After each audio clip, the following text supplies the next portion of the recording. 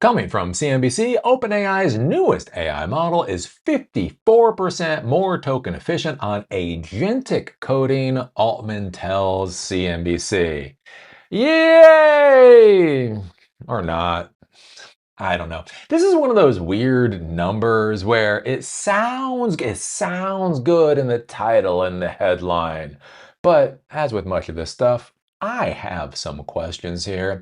So one of the big things you have to be thinking about whenever you use any of these AI tools is what they are talking about specifically. So one of the big problems with cost for these models over the past couple of years is the costs have gone up for using these models basically based off of how the models are being used, right? So with the old models when they came out a couple of years ago, you have a request. So the request comes in, and that is an amount of tokens that you get charged for. That gets processed, a response comes out, and you get charged for that amount for the amount of tokens for the response. So request tokens, response tokens equals total tokens, right? Pretty easy to understand. Then we get into something called the reasoning models. Reasoning models, again, are kind of cool. I mean, technically, they're very cool. And the idea is that the model itself is kind of trying to figure out what it is that you're asking for. And it kind of like it asks itself questions, get answers, and re-asks questions to try to give you a better response. And from a technical standpoint, this is generally a good thing. It slows things down. Again, depending on what exactly you're trying to accomplish, it does slow things down. But overall, it does give you a better response. The issue is now you're paying for the request number of tokens, the response number of tokens, and also the reasoning tokens. And one of the things you'll see if you actually count tokens is, holy crap, it can burn a lot of tokens doing that reasoning. And that can be a little bit questionable right there. And so that's one of the things that's driven up the cost for AI usage for a lot of corporations.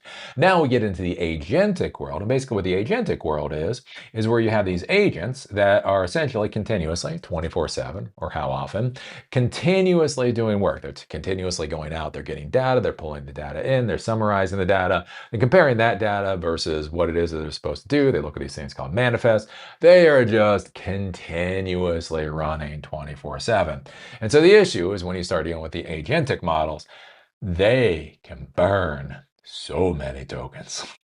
Just so fucking many tokens.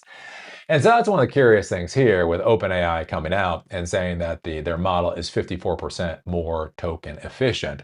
Is basically kind of what they're saying is like, hey, you know when you were having agents run using our models in the past and you were burning 2 dumpsters worth of cash?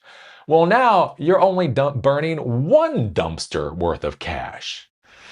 Which then goes into the question of, what is the ROI of burning cash? And I think that's one of the big problems that Sam Altman and the rest of these AI companies are going to get into is the value proposition isn't there. Like if you reduce the cost from idiotic to stupid, it's still too much money. It's not too much money, right? And that's where I do wonder with his new model, 54% more efficient, coding efficient for agentic tasks. Is that as valuable as he wants to make it seem? OpenAI CEO Sam Altman told CNBC on Thursday that GPT 5.6 Sol, the company's latest AI model, is 54% more token efficient on agentic coding tasks, and that it's, quote, as good or better than competing models on the market.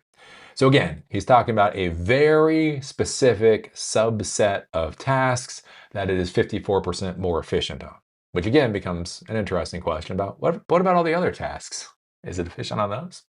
Quote, every enterprise now is thinking about spend and the value they're getting in exchange for AI, and this is what we really want to do. OpenAI on Thursday is rolling out its latest series of models, GPT 5.6 Sol, Terra, and Luna, which it announced last month. The company limited the initial launch to a small group of trusted partners at the request of the U.S. government. Altman said the company worked with the Commerce Secretary Howard Lutnick, Treasury Secretary Scott Bessent, and U.S. National Cyber Director Sean Carencross on the approval process. He described OpenAI's work with the government as, quote, a collaborative back and forth where the government would carry out tests and raise problems for the company to address. Quote, if you want broad access, which we do, and you have powerful models, you really want to be able to be confident in your safety claims because otherwise the world is going to get uncomfortable very fast, Altman said. Uh-oh. Did Sam Altman say the world is going to get very uncomfortable very fast? Yeah, that's kind of how this whole AI disaster is going. So, anyways, this is kind of like the latest thing going to the OpenAI world. I've been talking a lot about this with executives are getting very worried about their spends on artificial intelligence. We've seen Uber cut back on their spend. We've seen Tesla cut back on their spend. We've seen Meta cut back. We've seen Microsoft cut back. I just did a video talking about Palo Alto's CEO saying the cost for these models has to drop by 90%. So I think basically OpenAI is coming out and they're saying this. And where I get concerned about this, realistically, is not the technical thing. Look, if it's 54% more efficient for agentic coding, cool, whatever. Again, there's not a lot to be snarky about that. It's like, right, that sounds better. That sounds better. I can't get too mad about that. My concern about this, though, is the normies, right? So much of the AI idiocy that is going on right now is because of the fucking normies, right? Normies don't understand the difference between operating systems. Normies don't understand the difference between database systems. Normies don't understand latency. They don't understand anything about technology. But the weird thing is, they all think they understand artificial intelligence, right?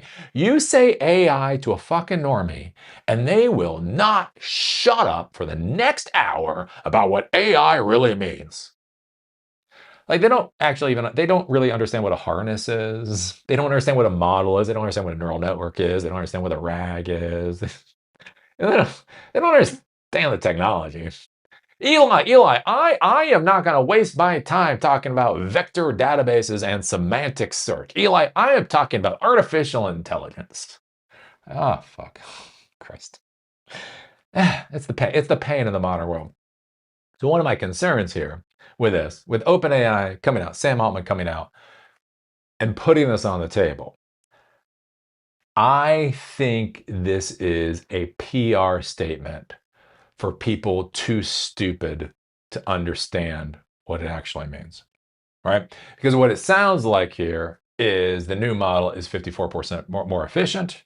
Ergo, customers are going to want to prefer to use OpenAI versus Anthropic or whatever else. Eli, obviously, if their AI is 54% more efficient than Anthropic's AI, of course they're more valuable. You're like, ah, fuck me. It's called lock-in, workflows. There's more to this shit than, again, even the efficiency at the end of the day.